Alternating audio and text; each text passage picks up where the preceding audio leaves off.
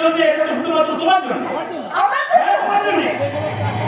মাসে মাসে তোমাকে আমি 1,500 টাকা করে দিয়েছি। বলতে গেলে আমার মাইনের বেশিরভাগ টাকা তো তোমাকে দিয়েছি। বাকি খরচ চালাবার জন্য যখন তখন যাত্রার কাছ থেকে আমাকে ঘুষ নিতে হতো। আমি যাত্রা জানানোর একটা হেরাল আমার জন্য একেবারে ফাঁস পেতে গেল। আজ আমি ঘুষের দায়ে কাছে কাছে ধরা পড়ে গেলাম।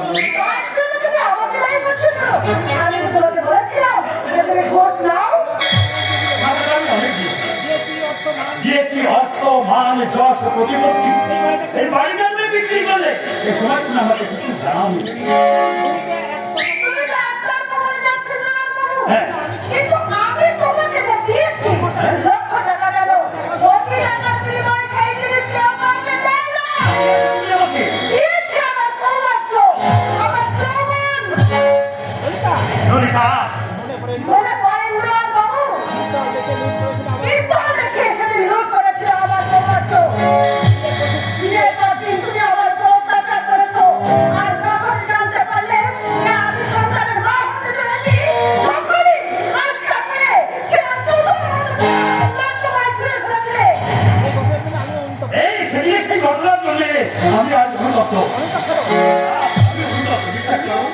অনুতপ্ত? তুমি অনুতপ্ত? ফিরে দাও! ফিরে দাও জানলা, আমি বলেছি না! ফিরে দাও আমার সৌভাগ্য!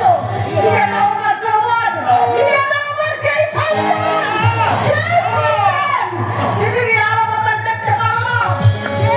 যে স্বপ্ন আমি তোমাকে নিয়ে রচনা করেছিলাম, সেই স্বপ্নে আমি পেতাম সংসার, সন্তান, সন্তান! আমি তোকে সহ্য করতে পারছি না! চলে যাও এখান থেকে! চলে যাব, তাহলে সত্যি সত্যি তুমি আমাকে টাকা দেবে না? ললিতা, এখনো ভেবে দেখো, নিয়তি কিন্তু তোমার চুলের মনে ধরে টানছে। আমার ধৈর্য কিন্তু সীমাহীন নয়। বলো, তুমি টাকা দেবে কিনা? Yes or no? ললিতা, বলো তুমি টাকা দেবে কিনা?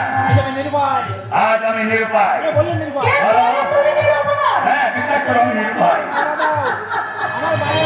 আমার বাড়ির গেটে হ্যাঁ? তুমি লাঠি হাতে পাহারা দাও।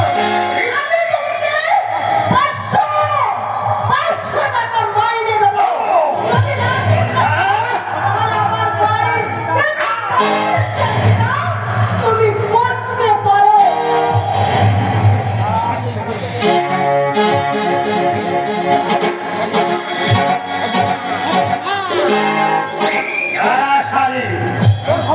তোরা চাও অনেক চাকরি আমি করাচ্ছি, আমার